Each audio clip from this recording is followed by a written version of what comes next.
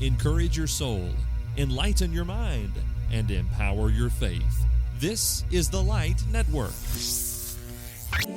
You know what time it is, no matter where you've been. So let's do it again. Listen up and let the sun shine in. We've got soul training. Time to practice what you preach. Ooh, yeah. Yes, we do. We've got soul training. And here's Daniel, Alan, and Joe. Okay, Daniel. We're missing one of our guys. Yes, we are. Alan, and we love Alan, and we miss him, and it feels weird without him. Right. But once again, we've done this, I think, a time or two. When Alan's not here, we bring in a guest, and it wasn't necessarily planned that way. He's not a substitute. There's no substitute for Alan. There's no substitute for Alan. No. He does have a beard, though, like Alan. He does. And so the guy that we're bringing in, I'll introduce in just a second. But I had Alan to be here with us in thought, I suppose. And so I said, hey, Alan, since you're not going to be here, I want you to write down your intro and give it to me in a sealed envelope. I think I said type it. And so what I got was a letter that was folded and handwritten that I had to put in a sealed envelope so I wouldn't read it. But anyhow, I've got it right here. I'm going to open this, and let's hope I can read Alan's This intro. feels a little dangerous. Just to, It could be his resignation. I don't know. I'm glad we're not doing this live. We can edit this later if we need to. Yeah, right. So, to the big show, for the big show, yours truly. Your friend Alan is what he wrote now. So. I love it. It's not typed, but it's written neatly. Neatly? Well, it's written. It's written. Soul Trading. Greetings. I miss you guys. We miss you too. I hope and pray you will have a great episode. I thought that said plate, but it says episode. Mr. Hatfield's a legend and does great work. Today's intro is based on your...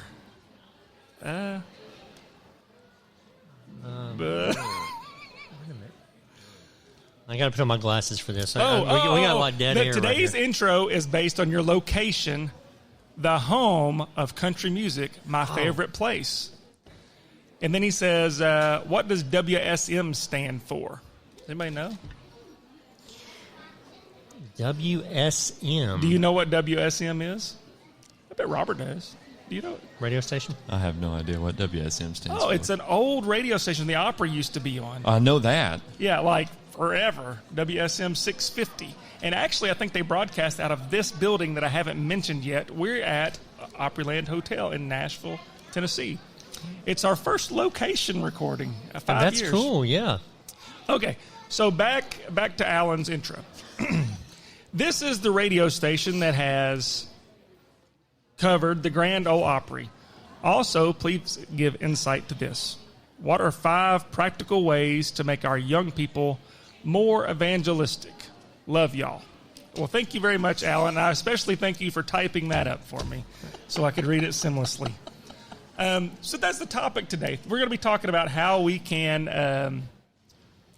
encourage our kids, how we can teach our kids, why we teach our kids Christianity. But before we do that, we need to introduce Robert. We have our guest, Robert, the Robert Hatfield. I'm a Robert Hatfield at best. Who is of the Light Network, amongst other things. So, Robert, I hate to do this, but I'm going to do it. Would you mind just to introduce yourself to, we call our listeners, dear listeners, and the people. So, to the people. Who? Okay. So you don't, it's not, that's the same group of people. It's the same group, yeah. I thought you had your dear listeners and you had the people. Well, it started out dear listeners. I was nervous. And then I saw They're all dear. Okay. the insurance commercials that we won't mention, and they became the people. Okay. So if you can introduce yourself, I'd appreciate it. Hello to the people. My name is Robert Hatfield. I am the husband to the Emily Hatfield. Oh, yeah. She's the star of the show. We started, and we have 2 kiddos, and they're great. We started the Light Network in 2013, and at the first of this year, it was the honor of all honors to bring Soul Training onto the network, and we are so thrilled that you guys are here. We're happy to be here. Yeah. When I'm not behind a podcasting microphone, I am getting to minister at the Henderson, Tennessee Church of Christ, right across the street from Freed-Hardeman University. Woo woo, and we go Lions, and yeah, that's sort of me. Very good. I'm honored to be here. I should say that. I am. Man, it's true. This is great. So we did a live episode in front of a studio audience back a couple months ago. A couple months ago, yeah, not long. That was interesting. It was. It was a lot of fun. And so here we are. Believe it or not, folks, they've shown up again. We do have a few audience members that have joined us here, but we are at Lads to Leaders, which is a convention and that's training young people and things such as song leading and speech and debate and how to lead worship, that sort of stuff. And I guess for those that aren't familiar, it's worth mentioning the full name is Lads to Leaders /Leaderettes. Oh. So it's not only for the lads, but it's for training young women as well. Would that be the lasses? The lads and the lasses? The lads and the lasses to the leaders and leaderettes. Yes. You trying to make me look bad? No, I would never do that. Okay. All right. We only pick on Alan. He's not here. We can do that. He should have been here. You can pick on me. I'm an easy target. But, Robert, before we get into that topic too much, I do want to ask you a little bit about the Light Network. Okay. Because that's something that we have in common. You kind of like syndicate soul training for us. Yeah. And so if you can talk about the Light Network, what platforms it's on, Yeah. what's maybe some of the other popular podcasts. Oh, sure. Other popular podcasts. The other popular. Well, nothing beats the pinnacle of soul training, of course. But right. So as I mentioned, we started this in 2013, and since that time, we've produced over 3,000 podcast episodes, which is kind of crazy. That's not all me personally, but anyway, I've had some part in it, which has really been cool. We had like 9 shows with which we began all of this, and of that, Preachers in Training and Under the Juniper Tree continue. So, I mean, that's been now, 12 years that we've been doing those shows, which is a lot of fun. Wow. I get to host Preachers in Training. I also get to do Today with Jesus with Dan Winkler, which is great. And also 4 Preachers in a Podcast with Chance Hicks and Brad McNutt and the Dr. Hiram Kemp. So we have a great time with that. But in addition to that, we have the Hey Joe Show with Joe and Aaron Wells, Straight Talk for Teens. I'm trying to think, what else? Inside the Scholar Study, if you're looking for a scholarly academic kind of flair, with Dr. Ed Gallagher from Heritage Christian and Brad McNutt. Bountiful, The Heart of Money Management, which is a finance show. Stewardship, of our things.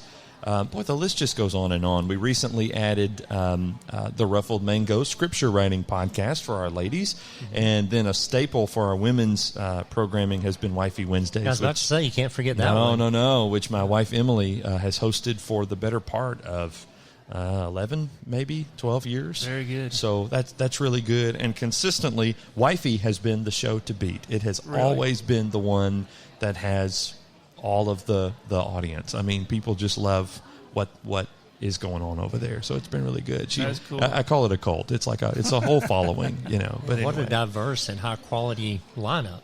Well, that's what we're shooting for. The goal is to try and present a diverse group of podcasts that, taken together, I mean, not everybody can listen to everything, but when taken together, you kind of get a holistic view to Christian living. We try and be as high quality in terms of the audio production as we can be, and we try and be as biblically balanced as we can be, because we want to glorify God in what we do. And that's why when you guys said, hey, we might be interested in partnering together, I thought, yeah, these guys, they fit the TLN mold. That's really good. What we're trying to go for, the conversational, light. We can be real people. We can laugh. We can also talk about important things and do that in a way that honors God and that I think meets people where they are. That's what we're trying to do. And what ways can folks find these podcasts? Oh, yeah. Well, our website is at thelightnetwork.tv. Don't forget the THE, thelightnetwork.tv. And then if you search for The Light Network in any of your favorite podcast app, Spotify, Apple Podcasts are probably the big ones, but you can go pretty much anywhere. You'll find a master feed, which is like the one-stop shop for everything. So soul training's in there and things like that. Or you can search for any of the individual podcasts, which are all listed on that website, thelightnetwork.tv. And we have a YouTube channel as well. Not all of our shows are video, like you guys are audio only, and that's kind of the bread and butter. We focus more on audio than we do on video. But we're dabbling in it, and several of our shows have added video as well. And so our YouTube channel is found at The Light Network. So, yeah. So not to be confused with the Heavy Network or Right. the Dark Network. Or the Dark Network. Yeah, That's correct. Light only. Light only. Yes, Yes. okay. Yeah. Very good. I appreciate that, Robert. Now We used to get inquiries about a TV channel that I guess was called Light Network TV. And I had actually a standard message that if I typed a certain keyboard combination, it would paste that email in. That's how many of these we got. If you're looking for this TV network, you've come to the wrong place. And we also used to get emails about light fixtures, things like that. So, interior lighting. Well, it makes sense. We don't do any of that. That's an honest mistake. It is. It is. Yeah. And I mean, you're a bright guy, so Thank you. I try to be. Daniel. And I make up for it by having 3 bright lights, which are right in front of us. So that's. All right. It makes me feel like Paul on the road to Damascus. Oh, yeah. Staring at these lights. What do you want me to do? Who art thou, Lord? Yeah. So I want to jump to the topic of the day. I appreciate that about the Light Network. Somebody should and must. So that's my role. Oh, good. Thank you. I'm the producer of Soul Training, which means I am the wrangler of Soul Training. the cat herder. Yeah. That's right. It's Good. difficult at times. It can be. So we're at Last of Leaders, and we're talking about the importance of training young people. Mm-hmm. So I've just written a couple of questions because this is a 30-minute program, give or take a few. The youth don't always understand. You just met my 8-year-old son, Lee. Lee doesn't know theology at this point.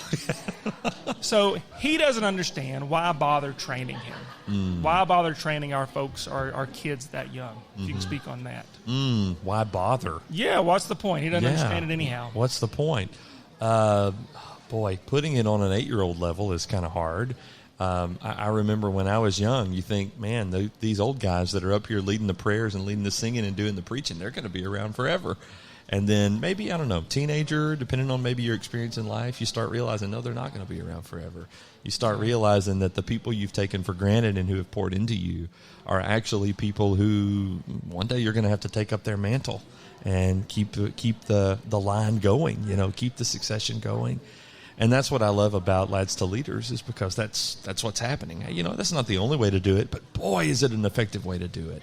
And where else can you go where you're going to see several thousand people all together, depending on where you are, which convention you attend in the country. But here, 10,000 people. This is a record-breaking year. I happen to know that because I interviewed the convention directors a little earlier today. 98% of the Opryland Hotel is occupied by Lads to Leaders participants and their parents. That's amazing. My kids, I have an 8-year-old as well, a little girl, and I have a 5-year-old little boy. I don't know that they understand the long-lasting legacy that they are sort of tapping into with these events right now. But what they do understand is this is fun. Mm-hmm. And the award ceremony tonight, that's just fun, and they scream their heads off, and you come out and you feel like you've been at a rock concert because you can't hear, but it's just fun. And what I love is they're learning really good, solid things while at the same time in a fun environment. And one day they're going to realize, no, they were equipping me with tools that I can now use. Yeah, it's a foundation. So I kind of like that. I guess I sort of hybrid. I did a hybrid thing, and I went on location for a minute. But I'm just thinking our kids don't really get it right now. But Lads meets them where they are, equips them with some great tools, and then one day it's like, oh, that's why I did that. I've seen it I've got another son that's 12, and we had him here very young. Yeah. And because of that, I feel like he's comfortable being in front of an audience now. Doesn't bother him at all. Somebody said earlier, you get them up there before they're afraid. That's right.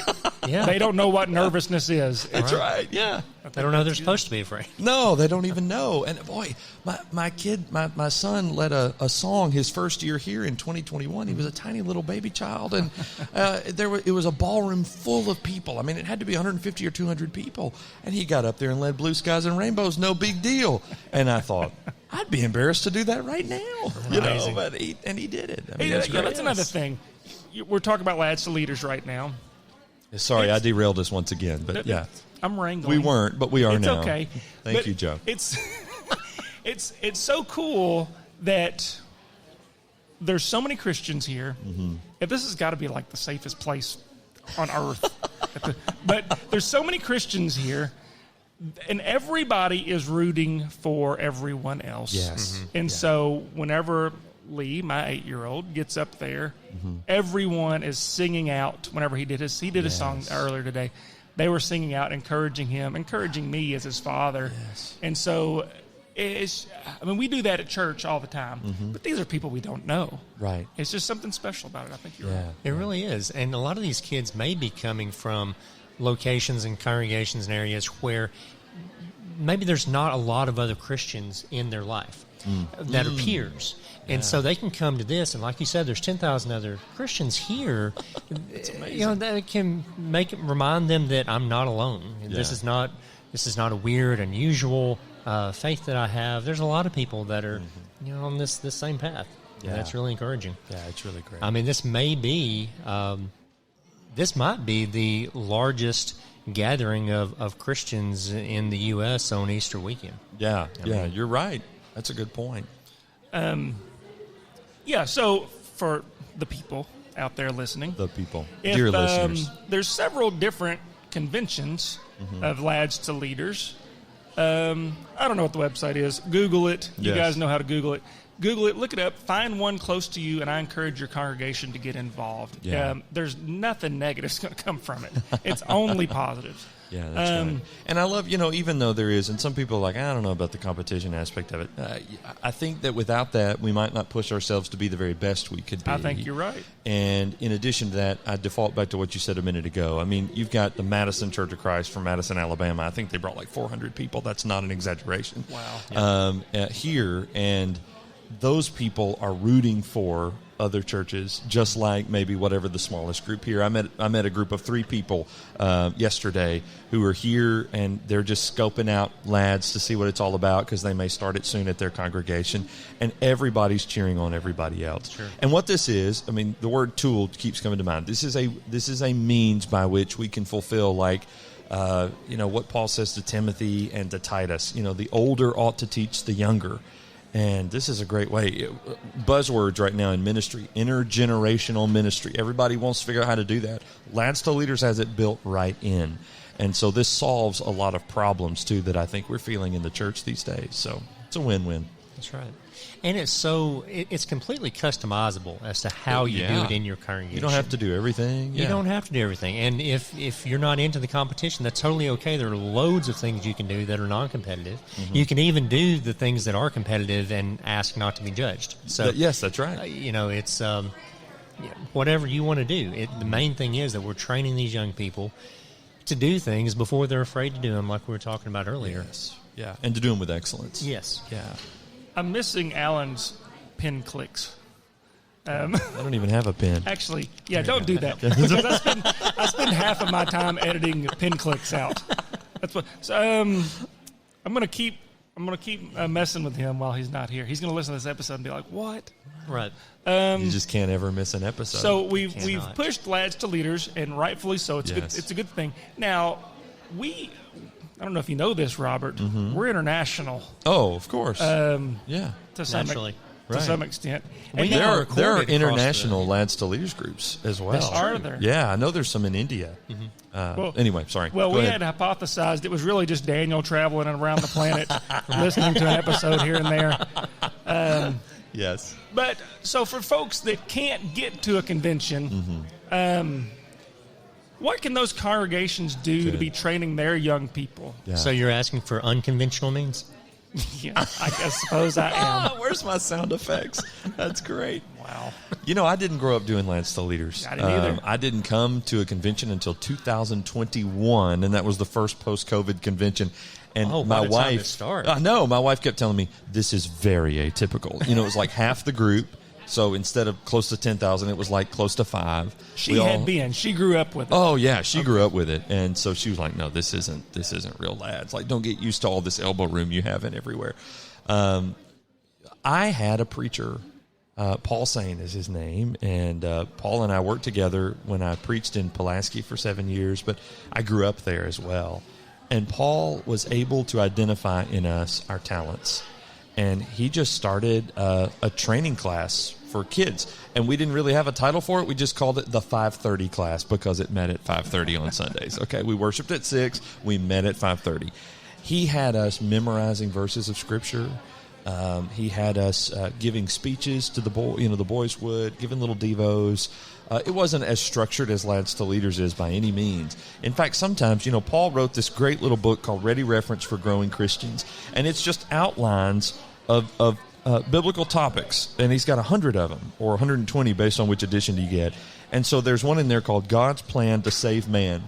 And he gave us each one of the little pocket ready references, and he handed it to us and said, okay, you're going to take point number 1, which says God has done his part.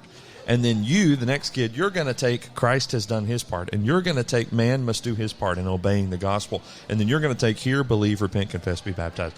And we just practiced bridging, transitioning, one point to the next, just standing up and speaking with people. And once we got that down in a semi-polished way, he would orchestrate it such that we could do that before the church, maybe before or after a worship service or something like that.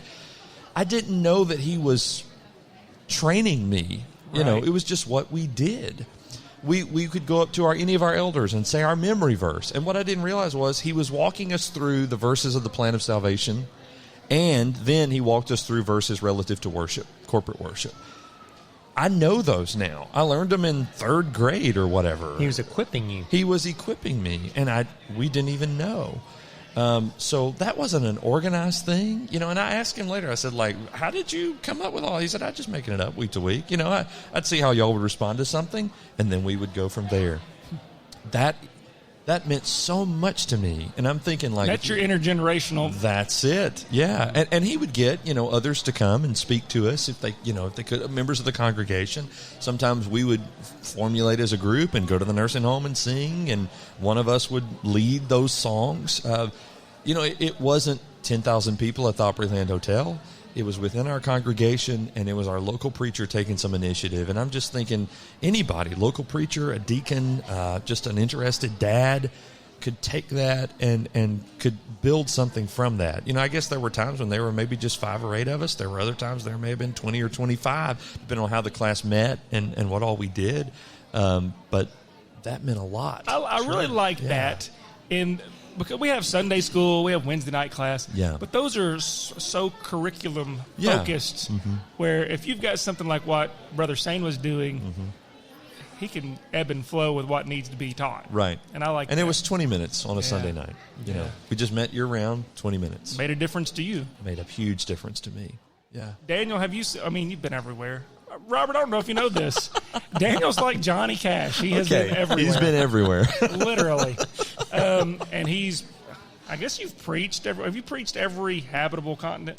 Habitable? I have gone to every habitable continent for the cause of Christ. I didn't get to preach in China, but go back.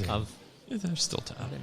Well, there's still time. And, there's scientists in Antarctica, right, that need the gospel. That's on my list. I'm going to go down there. I wonder if we were to, message one of them, if we could get a ping from Antarctica to add to our soul trading list. Cool. That would be literally cool. Oh, yes. It'd be ice cold. It would be ice cold. Yeah. But have you seen anything, internationally that they do training their young people that maybe we could bring back to the U.S.? That's a great question. Honestly, from my own personal experience, what I've seen has been kind of the opposite problem. There've been places I've gone in Tanzania, for example, and I'm painting with a broad brush here. I have some Tanzanian friends that listen to this. I know we're training young people in Tanzania, but I have been to congregations where it literally has not occurred to them that they're supposed to be teaching the Bible to the children. Oh, okay. That it just, I don't know if nobody told them that or it sort of seems like a no-brainer to me, but we have a large focus culturally on educating children, training children, doing things for children that not every culture has. Yeah, so that is something that we have to work with as some of the churches that we encounter. But no, nothing just leapt to my mind. I know things are happening that are great. Well, there's an opportunity there, Daniel. Maybe we'll create something. Yes. There's an opportunity. I've been wanting for years to take Latch Leaders to Tanzania, and have talked to a couple of people about it. I think it's going to happen one day, but it's a matter of making it happen. That would be cool. That would be wonderful. Very cool. Yeah. What about, we're talking about young people, training our young people. I don't know if there is a pattern. There's method to my madness. I started big, Lads to Leaders. I've gone down to congregational size, now in the home. Yeah. What can parents of, me, what can I do? I got a 12-year-old and an 8-year-old. How can parents of younger children train their children up in the ways of the Lord? Realizing that we don't have to wait around in the congregation to come up with a ministry or to lead the charge with something, I think is really important. I know so many great families who will use, maybe if they have a family devotional time or something in the evenings, they'll use that as an opportunity to train their young boys and even to encourage their young ladies in different ways and doing a variety of things.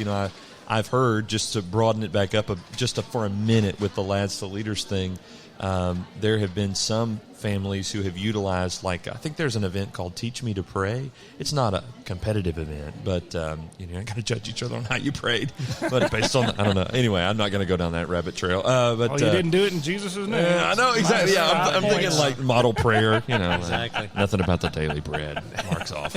But they've used that because they've realized, wow, I just kind of took for granted, that my kids know how to pray, themselves. I mean, we pray together, but I'm the one leading the prayer, and this is helping to equip them to do that. But, yeah, I think just realizing that we do have that responsibility is probably the best place to start. I'm not sure that it's best to be dogmatic about this, right? I mean, every family needs to accommodate to the needs and maybe even the seasons of the family. I know a lot of our brothers and sisters at Henderson right now, they're right in the middle of baseball and softball season. And we were just talking to some in the food room a little earlier. They had a baseball game at 8 o'clock last night. Oh, my. And they left Henderson after the game, and then they got here at 1-something in the morning this morning, and then now they're doing Lads to Leaders. But look at what that statement is. Their kids know it's important. They know what's important. Yeah.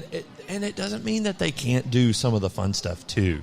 Here's a family that's saying, we'll make some sacrifices. We'll stay up late. I'll drive the car to Nashville into the wee hours of the morning so that you can participate in both of these things. And I guess realizing that one is obviously more important than the other. To realize that there are a lot of ways that we can accomplish this, but to encourage our kiddos to do this, I think we can aid this by speaking well of the people who are leading in public, and that will help us to foster a heart to lead in our private homes, and then later in public, Lord willing, into the future. I think that could be a really good thing. So you're implying that if for Sunday afternoon dinner we have roast preacher, that's going to discourage the kids from wanting to preach? Yes. I mean, what? Roast preacher. I got a roast preacher. Yeah, he's been in the crock pot, and now we're ready for him. No, honestly, I think about that. I mean, here we are in this era of, arguably a preacher shortage, right? Depends on where you are and where you're coming from, but people seem to be concerned, and I know there are a lot of churches that are having trouble finding a man who can stand in the pulpit. Well, what can we do in the home to try and encourage preaching, if not preachers themselves? Maybe it starts at the lunch table on Sunday afternoon. So, spoken as a preacher, and therefore totally unbiased comment. Exactly. Come on. There were 2 preachers. Actually, if Alan's here, there's 3 preachers. I'm the only one. Wow. It's not. Okay. But I was thinking, what I've tried to do, in which I'm not perfect, but what I've tried to do is just keep the name. Well, that's not what I heard. Depends on who you talk to. Did I tell you that earlier? It depends on who you talk to. But I just try to keep the name of Jesus and God nearby. Love that. And so if there's something there, I explain things through a biblical worldview to them. If Lee asked me, Daddy, what does this mean? I said, well, it means this. Or if they're coming up with something in school, so you'll be taught this because those folks have a different view of things. Here's what the Bible says. So I just tried to keep it handy, nearby. And obviously we're trying to live our lives as Christians, and hopefully they see that we don't watch the movies and that we shouldn't be, and the shows we shouldn't be, and that things, and hopefully, so this is my first try with parenting. Yeah. I don't have, like, you have one daughter that's older than the others. Yes. And so you're on like phase 2. Wow. I love that. And so you had a test run, and she turned out pretty good. Yeah. I have no test run. This is it for me. This is it. As kids, we don't realize that. Like, our parents are just making this up as they go. They're learning how to be parents as they go. Correct. I really love how you phrased that a second ago. You keep the name of Jesus nearby. Yep. Like, I'm going to be using that now. Yeah, great. I'll charge you. That's fine. We'll settle up later. No royalties. I'm just. I came up with that now. That's now yours. That's right. Fine. Copyright Daniel Gaines, the traveling fine. preacher. Well, those are the questions that I had. You guys are really chuckling it up over here. I'm sorry. I'm way too comfortable on soul training for this to be my first time. Like, Well, you're a natural. Yeah, that's right. And you've been doing this a long time today. And I started at 9 a.m. and it's 5:30. This is great. Get a little silly when we're tired, right? Yeah, we do. That's true. Yeah. So, do you have anything else you feel like we need to discuss? Because we're probably here we are. Without Alan here, I forgot to set the timer. Oh, I did. But I got to be thinking we're probably pretty close. Yeah. You're right there. Time. You're right there. And so, if there's anything else we need to talk about, can we roast Alan? Alan's not here. He's not here to defend himself. I don't even know Alan that That's well. true, I don't know if I can roast No, him. you know Alan. Yeah, I know him well enough. I love Alan. Quit I love with him the so pen, much. okay? Quit with it. What are you doing? Listen, man, you got no idea. Alan's got these pins. Have you ever heard of he's going to roast me for saying it. You ever heard of a Mont Blanc pen? Oh, I have. I've heard of that. He's got one. Oh, it's like his. well, I'm not fancy enough to have owned one. I just heard of it. He won't let you touch it. But you don't click the Mont Blancs, do you? No. Okay. No. But he They're fancy refers to twisty them stuff. as his instruments, and he always keeps like 4 or 5. Instruments. And if you ask, hey, Alan, can I borrow a pen? He gives you like the Bic. You're not Oh, touching of one of course. his good pens. Yeah, right. He's that type of I Dave. picked But this he's up at a the Dollar connoisseur. General. Like we had one episode. Was it on the episode or was it after? It was our last episode, the complacency and evangelism episode. I think that we just did. Really? Where Are he you sure? described the fuselage and all that. Yeah. Fuselage. Yes. Sounds it's like very- an aircraft. Yeah. Well, Okay. it probably Anyway. cost as much as an aircraft. Yeah.